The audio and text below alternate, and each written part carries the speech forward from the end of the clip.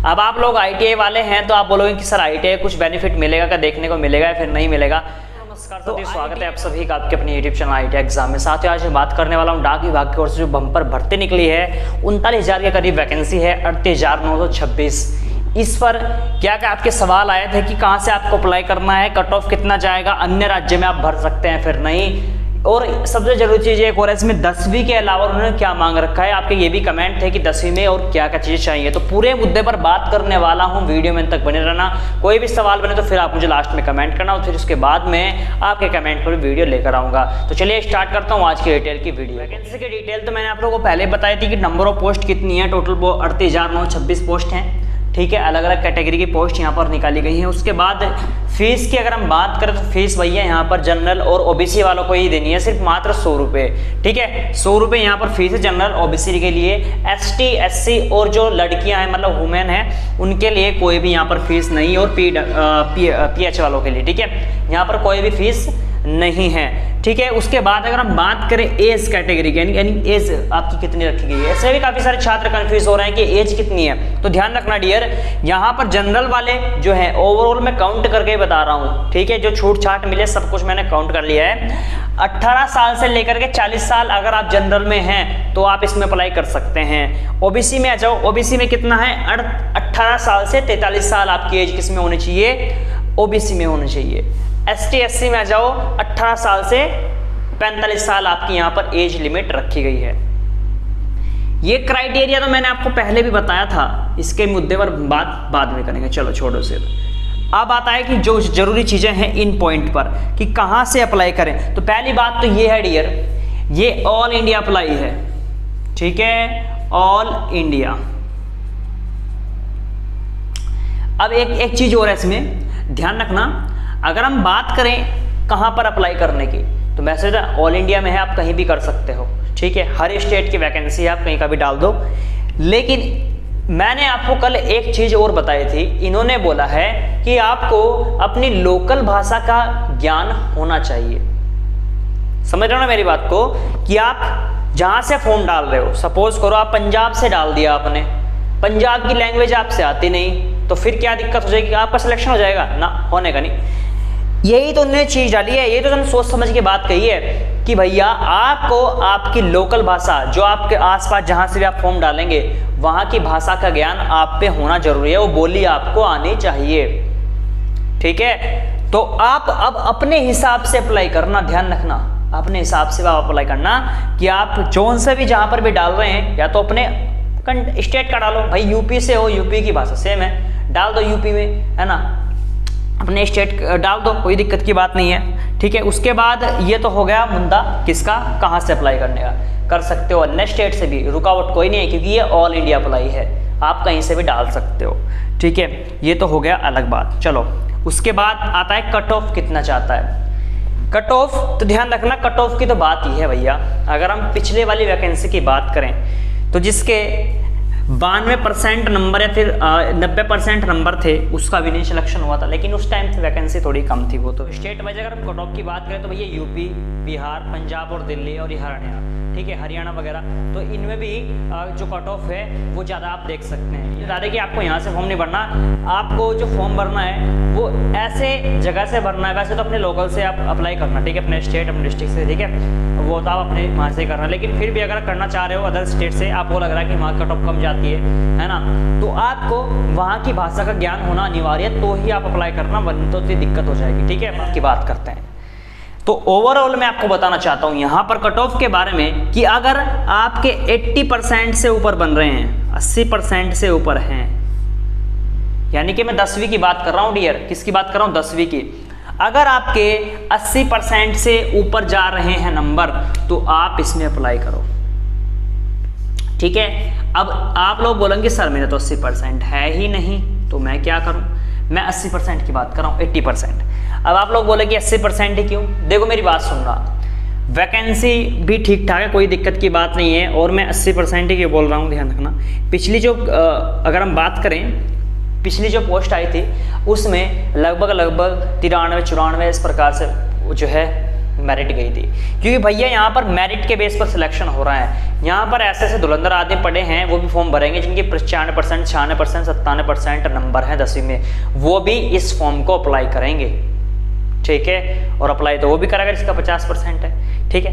तो ध्यान रखना डियर, उन छात्रों से आपको कंपटीशन करना है तो थोड़ा सा यहाँ पर परसेंटेज तो देखो हाई देखने को आपको मिलेगी। क्यों देखने को मिलेगी? अब आपकी बार सोचो, काफ़ी सारे छात्र जैसे प्रमोशन मिला है, आपकी बात कोविड की ओर से, कोविड आया था, है ना, प्रमोशन दिया गया था 10th वालों को भी, तो उसमें भी जो रैंक है वो हाई हो गई, परसेंटेज खतरनाक वाली दी है, खतरनाक वाली सबको, है ना। किसी के 80%, 70%, 90% इस प्रकार से गए हैं। तो अब थोड़ा कंपटीशन और बढ़ गया, बच्चे और ऐड हो गए, जिनकी 10वीं कंप्लीट हो गई है वो और ऐड हो, वो फॉर्म भरेंगे, है ना। जो 11th कर रहा है वो फॉर्म डालेगा इसमें, जो 12th कर रहा है वो फॉर्म डालेगा। भाई नौकरी किसको चाहिए, पढ़ किसके लिए रह गए, नौकरी के लिए पढ़ रहे हैं, ठीक है। और सबसे अच्छी बात तो ये है कि बिना परीक्षा के पास, मतलब बिना परीक्षा के नौकरी लग रही है, कोई परीक्षा आपको देने की जरूरत है ही नहीं। लेकिन ध्यान रखना, बस सैलरी पैकेज भैया इसमें थोड़ा कम है, 10,000 रुपये वैसे हैं जो पोस्ट मास्टर जो आप पोस्ट वगैरह बांटते हैं, और जो ऑफिस वाला काम है ना, उसको 12,000 रुपये यहाँ पर दिए जाएंगे। अगर हम गिने चुने की बात करें तो वही जब प्रमोशन वगैरह फिर सैलरी बढ़ेगी तो वही 20,000 रुपये हो जाएगी फिर, है ना। तो थोड़ा सोच समझ के अपने हिसाब से अप्लाई करना। परसेंटेज मैंने आपको बता दिया कि 80% से ऊपर भाई जाएगी, 100% 80% से ऊपर जाएगी। बाकी तो मैं महात्मा आदमी तो नहीं कि मैंने भविष्यवाणी कर दी, कोई बात नहीं। लेकिन जो 80% से ऊपर है वो थोड़ा सा सेफ जोन में आते हैं, है ना। वो कैसे हैं, सेफ जोन में आते हैं। और जो नीचे के हैं भाई देखो, भर दो, क्या दिक्कत है, टाइम का क्या पता है, किसी का पता है कुछ टाइम का, है ना। भाई जिसके 50% है वो भी डाल दो, 60% है वो भी डाल दो, 70 है वो भी डाल दो, भाई टाइम का कुछ भरोसा नहीं होता। भाई देखिए एक बात बताओ, SC ST वाले तो सारे डाल दो, जितने फीमेल कैंडिडेट है SC ST वाले सारे डाल दो, फीस तो सारी लगने वाली है नहीं, ठीक है, फीस पास का कोई चक्कर नहीं है। जो OBC वाले हैं, है ना, अब 100 रुपये मात्र फीस है। अब जिसके 50% से भी कम नंबर आ रहे हैं तो वो तो मेरा सजेशन है कि वो तो रहने दो, ठीक है। जिसके 50% से नंबर भी कम है तो वो तो रहने दो, है ना। लेकिन हाँ वो भरना जो PH कैटेगरी में आते हैं, ठीक है, वो PH कैटेगरी में आते हैं, वो जरूरी 50% से कम वाले भर देना, ठीक है। फीमेल हो गया, SC ST वाले हो गए, OBC वाले हो गए, जनरल वाले कैटेगरी वाले हो गए, ठीक है। अगर आपके इन कैटेगरी में 50% नंबर कम है तो आप छोड़ दीजिए, है ना, क्या फ़ायदा 100 रुपये बनान करके, है ना। तो ये तो हो गए भैया कट ऑफ, 80% आप ही जाएगा, पहली बात तो ये है। पिछले अगर हम पोस्ट वाइज ही बात करें, अन्य राज्य में फॉर्म भर सकते हैं, ये भी कमेंट देखने को मिले थे कि क्या हम अन्य राज्य स्टेट में फॉर्म भर सकते हैं, तो भर सकते हैं, मैंने आपको बता दिया यस। लेकिन वही झमेला है कि आपको भाषा का ज्ञान होना जरूरी है ना। वही बात आ जाती है फिर पंजाब वाले, आप रहने वाले यूपी के हो और भर दिया आपने पंजाब डाल दिया, पंजाबी आपसे आती नहीं तो फिर क्या कर लोगे, है ना, फिर आप बाहर हो जाओगे, फ़ायदा क्या उस चीज़ से। तो जहाँ से भरो भाषा का ज्ञान होना अनिवार्य है। 10th के अलावा और क्या चीज़ जरूरी है, 10th के अलावा इन्होंने बस एक ही रिक्वायर्ड कर रखी है कि 10th में आपके पास मैथ और इंग्लिश होना अनिवार्य है। भाई बहुत सारे ऐसे होते हैं जो अलग साइड के होते हैं, आर्ट साइड के हो जाते हैं, है ना, आर्ट साइड के हो जाते हैं, इंग्लिश नहीं लेते, मैथ नहीं लेते। तो बस यही तो चीज़ है, इंग्लिश और मैथ होना अनिवार्य है भाई साहब। बस ये पॉइंट ध्यान रखना, क्योंकि इसमें सारे छात्र कन्फ्यूजन होते हैं कि क्या होना चाहिए। मैंने आपको बता दिया, मैथ जो है ना, मैथ और इंग्लिश, ठीक है, इंग्लिश होना अनिवार्य है। दो चीज़ें जो है ना, मैथ और अंग्रेजी होना आपके पास अनिवार्य है, ठीक है, ठीक है। दो चीज़ें आपके पास होनी चाहिए, किसमें, 10वीं में, तभी आप इस चीज़ के लिए एलिजिबल माने जाएंगे, ठीक है। तो दोनों चीज़ें मैंने बात कर ली, ठीक है। टोटल पोस्ट मैंने आपको पहले तो बता ही दिया था, पूरी डिटेल में मैंने उसके अलावा और भी आपको जानकारी दे ही दी थी, ठीक है। अगर भाई साहब इसके अलावा अब भी आपका कोई सवाल बनता है किसी चीज़ को लेकर, इस पोस्ट को लेकर, तो आप मुझे कमेंट कर सकते हैं। अब आप लोग ITI वाले हैं तो आप बोलोगे कि सर ITI कुछ बेनिफिट मिलेगा क्या, देखने को मिलेगा या फिर नहीं मिलेगा।